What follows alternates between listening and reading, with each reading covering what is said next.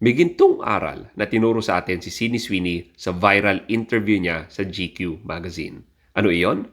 Panoorin muna natin ang interview. The criticism of the content, which was basically that maybe specifically in this political climate, like white people shouldn't joke about genetic superiority. Like that was kind of like the criticism, broadly speaking. And since you are talking about this, I just wanted to give you an opportunity to talk about that specifically. I think that when I have an issue that I want to speak about, people will hear. Boom!